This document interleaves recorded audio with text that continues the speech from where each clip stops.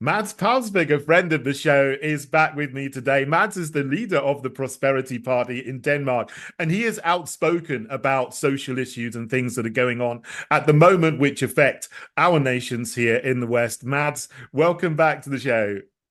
Thank you, David. It's always a pleasure. No, really good to see you again. And one thing that I've noticed you've started speaking about, which I'd never heard of before, I learned from you, is there's this word Loxism, which is a kind of racism that is kind of hidden from most people. Can you tell us what is Loxism and why have you started speaking about it?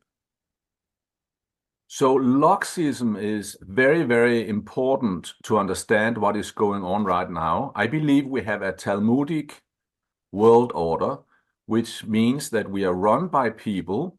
And I'm not talking about all Jews here. I'm not talking about my wife, and I'm not talking about her family and all my Jewish friends. You can imagine being an investment banker with a Jewish wife, how many Jewish friends I have. And I just been in Moscow 6 weeks, and I spent evenings and holidays with my Jewish friends. Loxism is the Talmudic world order. You say the Biden administration, 85% are Jewish of the senior positions there. I mean, they are 2.6% of the population. So there is certainly something going on here. And in the Talmud, it is explained that there is a legal system. It's in the Talmud. It's not my words. It's in the Talmud, one of the Jewish religious books, that a Jew should always win a court case. Not my words. It's in the Talmud. Mm. And the goyim, that would be you and me, we should always lose. And when you see the court cases of Hillary Clinton, for example, she gets 145 million dollars from Russia for signing up the sale of 20% of America's uranium, and then Trump is falsely accused of Russian collusion. No proof whatsoever. This is an example of this Talmudic legal system. Loxism is explicit, verbal or in documents, expression and a wish to exterminate non-Jewish people. That's a Loxist. So the Wow. Loxist would be the rare case, because most Jews are not like that. I want to clarify. I don't know any Loxists, and I know hundreds of Jews.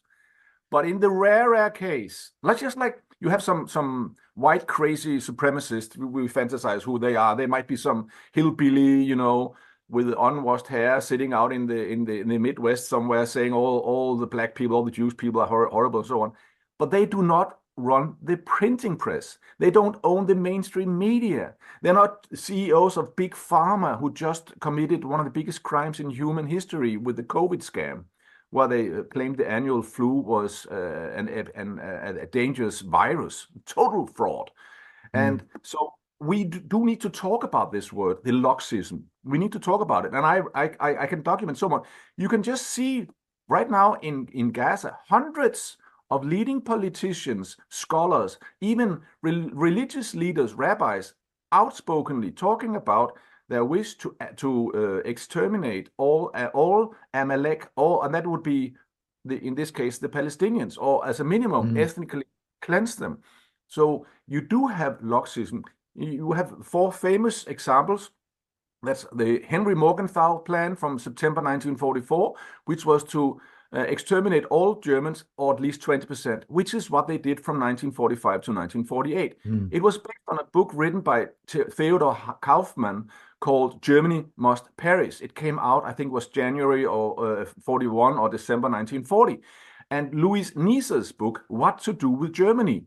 And then you have the Coudenhove-Kalergi plan. He was only half Jewish. His his mother was Austrian Jew, his father was Japanese. The Coudenhove-Kalergi plan, which in his Praktischer Idealmus writes that Mm. should run Europe, and it's very fitting that the EU flag has 12 stars, which is symbolizing the 12 Jewish tribes. One of them is the Levi tribe, which happens to be Moses, Mark's, and my wife's family's name. So this means that the Jews should, he writes it, it's totally clear. He writes it that we should be mixed race, You can't tell from me, but I'm also Mm. I'm the only blonde in my family in 3 generations. But so be it. And my kids are mixed race. My wife is Jewish. My yeah. So my kids are immigrants. So I am living up to the Kurten plan because I'm mixed race, and that is what we should do. We should mix, except the Jews should not mix. And we can see this Mm. in Israel as well. They allow zero immigration, and it's even worse. They're even discriminating Sephardic Jews. They're discriminating black Jews from Ethiopia. They're throwing them out.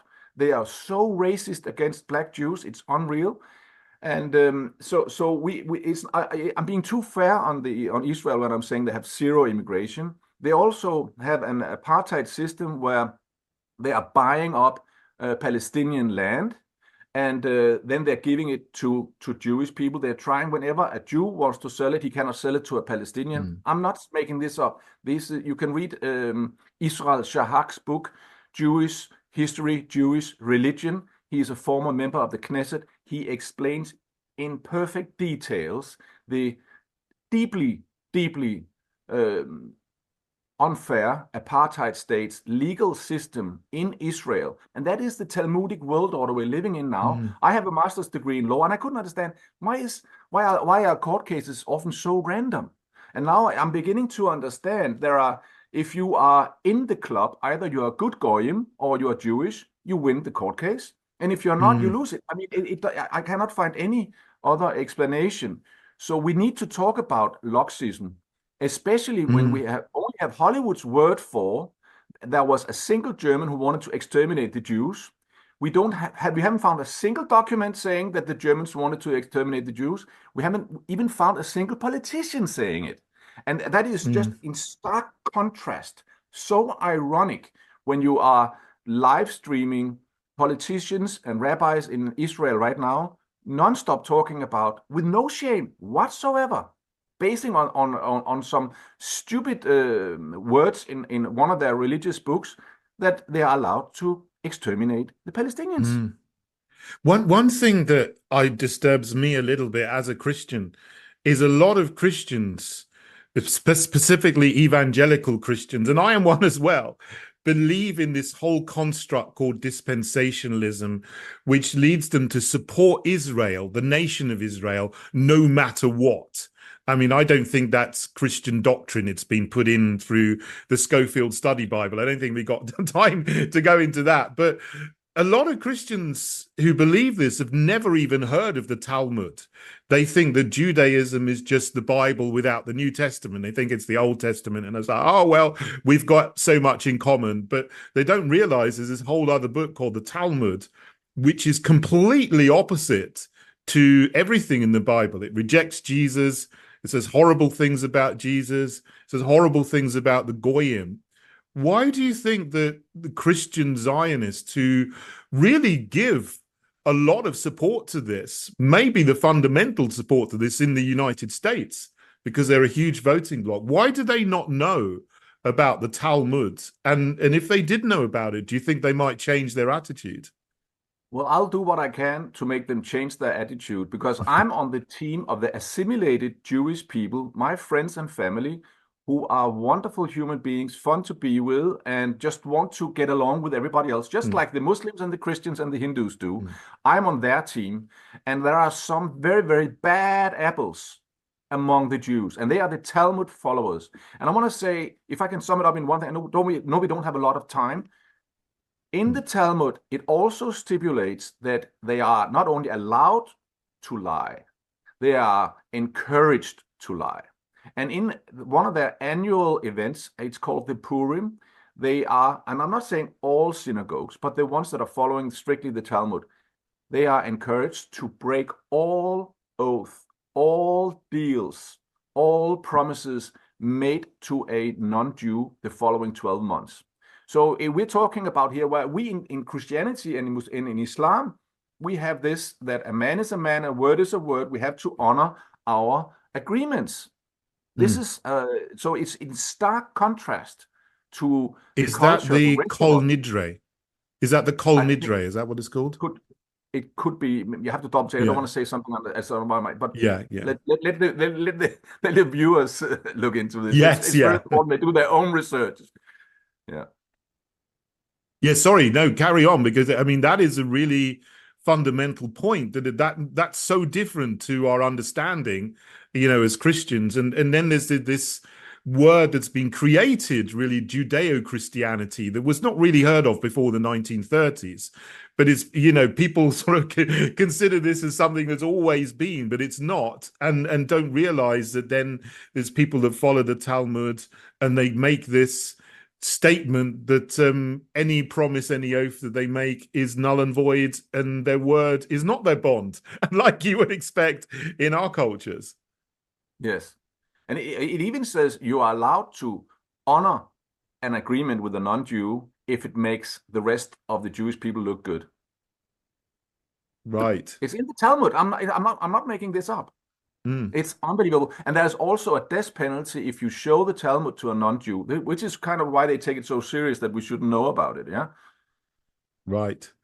Yeah, but more people are hearing about it now, and more people are understanding that this book does exist. And I think you need to reassess some of the things that they've got from the Schofield Study Bible that are not actually in the Bible, and need to reassess their support for what Israel is doing at the moment in Gaza, because it is a genocide and we need to stop supporting it. I don't, but people in the West need to stop supporting that and stop giving weapons to carry on this slaughter. That's my opinion anyway. But Mads, thank you so much for joining me on the show. I wish we could talk more, because you've got so much to say about this. You're so knowledgeable on this subject. So, you've been on the show many times, but I'd love to have you back on again and we can carry on Thank the you, David. conversation. Thank you Always so good to much see for you. joining me.